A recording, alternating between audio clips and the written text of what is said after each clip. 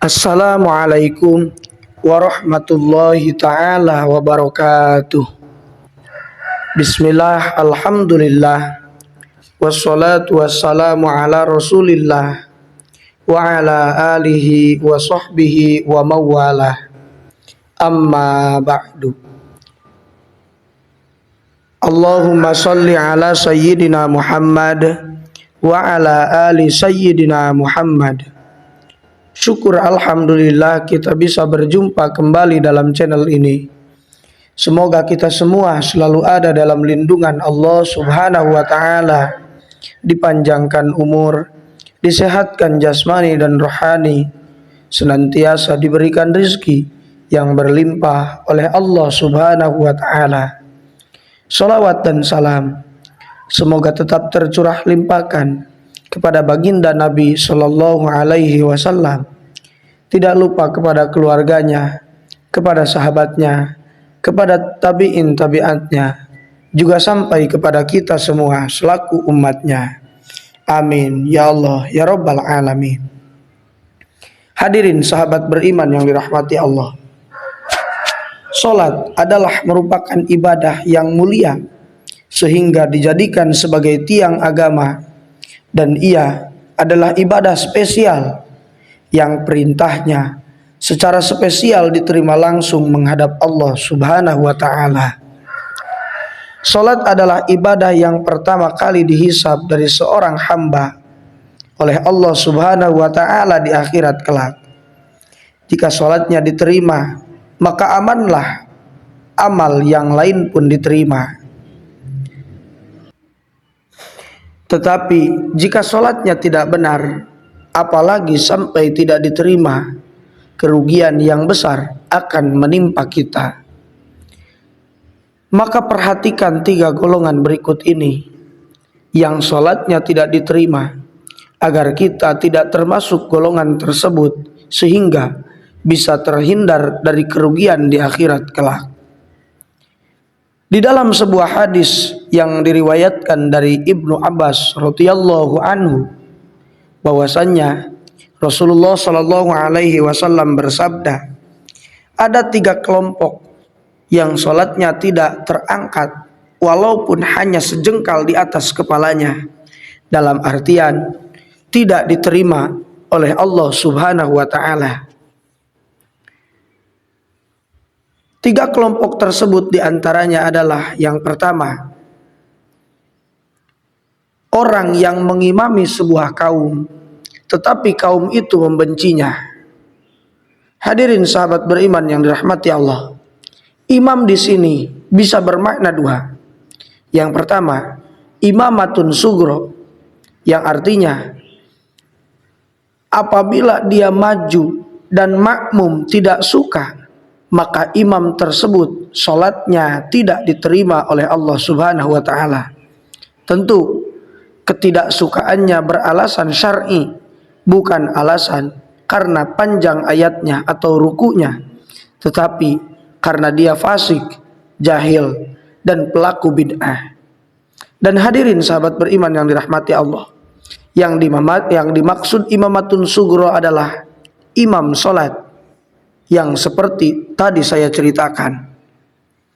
Yang kedua, ada imamatun kubro. Yang dimaksud imamatun kubro adalah pemimpin umat, baik itu sultan, khalifah, gubernur, presiden, dan lain sebagainya.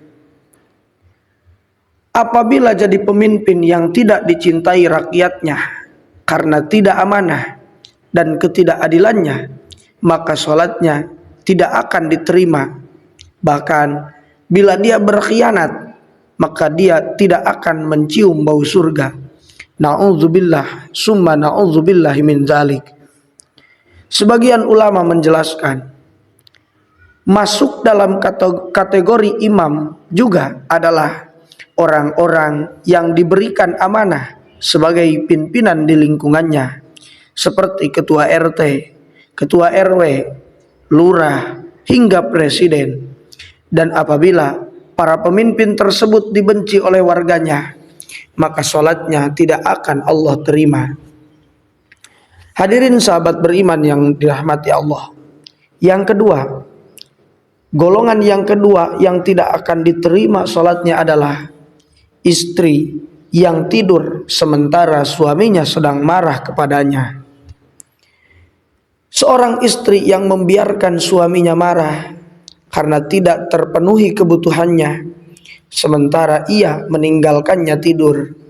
Setiap salat yang dikerjakan istri yang seperti itu akan sia-sia sampai ia meminta maaf dan meredakan kemarahan suaminya. Imam Al-Munzir berpendapat, itu pun juga sebaliknya bisa terjadi pada suami gara-gara tidak melakukan kewajibannya sebagai suami pada istri. Hadirin sahabat beriman yang dirahmati Allah, marah yang tidak diterima salatnya tentu dengan alasan yang dibenarkan secara agama, yaitu kewajiban suami dan istri tidak dilakukan dengan baik, maka akan menjadi kewajiban kita sebagai orang tua untuk mengajari ilmu rumah tangga tentang kewajiban seseorang suami dan istri dalam Islam. Yang ketiga adalah dua saudara yang saling mendiamkan atau memutuskan hubungan silaturahmi. Dua orang saudara, baik saudara kandung maupun saudara seiman, yang saling mendiamkan serta memutuskan hubungan mereka, maka kedua orang tersebut tidak akan mendapat balasan apapun dari sholat yang dia kerjakan sampai ia berbicara atau menyambung kembali hubungan yang diputuskannya. Dua saudara yang saling mendiamkan atau memutuskan hubungan, berkonflik atau bertikai, baik saudara kandung atau saudara semuslim, karena semua orang mukmin adalah ikhwan, yang artinya saudara. Hadirin sahabat beriman yang dirahmati Allah, Rasulullah Shallallahu Alaihi Wasallam bersabda, tidak halal bagi seorang muslim untuk menghajar atau memboikot saudaranya lebih dari 3 malam. Mereka berdua bertemu, namun yang satu berpaling dan yang lainnya juga berpaling. Dan yang terbaik di antara mereka berdua yaitu yang memulai dengan memberi salam. Hadis riwayat muttafaqun alaih. Maka dari itu, walaupun sholatnya banyak sekali, tetapi semasa hidup mereka bertikai, maka sholatnya tidak diterima dan tidak terangkat kepada Allah Subhanahu wa Ta'ala. Bahkan Rasulullah Shallallahu Alaihi Wasallam juga bersabda dalam hadis yang lain, tidaklah masuk surga orang yang suka memutus tali silaturahim, la yadkhulul jannata man qati'ur rahim. Tidak akan masuk surga orang yang suka memutus tali silaturahmi. Hadis muttafaqun alaih. Rasulullah Shallallahu Alaihi Wasallam juga bersabda dalam hadis yang lain, telah dibukakan pintu-pintu surga setiap hari Senin dan Kamis. Maka seluruh hamba yang tidak bertaubat atau yang berbuat syirik kepada Allah sama sekali akan diberi ampunan oleh Allah Subhanahu wa Ta'ala, kecuali seorang yang dia punya permusuhan antara dia dengan saudaranya. Maka dikatakan kepada malaikat, tangguhkanlah dari ampunan Allah Subhanahu wa Ta'ala dua orang ini sampai mereka berdua berdamai. Hadis riwayat Muslim.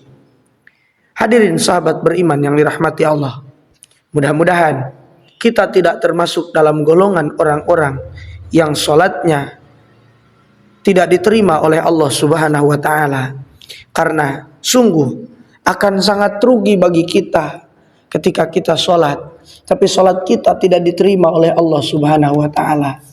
Hadirin sahabat beriman yang dirahmati Allah, semoga Allah Subhanahu wa Ta'ala memberikan hidayah kepada kita serta memberikan pengampunan kepada kita, agar kita semua mendapatkan tempat di hadirat Allah Subhanahu wa Ta'ala kelak. Amin ya Allah ya Rabbal Alamin. Terima kasih sudah menonton video ini. Semoga kebaikan sahabat semua dibalas oleh Allah Subhanahu wa taala. Amin ya Allah ya rabbal alamin. Mungkin itu saja yang bisa saya sampaikan. Semoga bermanfaat. Mohon maaf apabila terdapat kesalahan. Wassalamualaikum warahmatullahi wabarakatuh.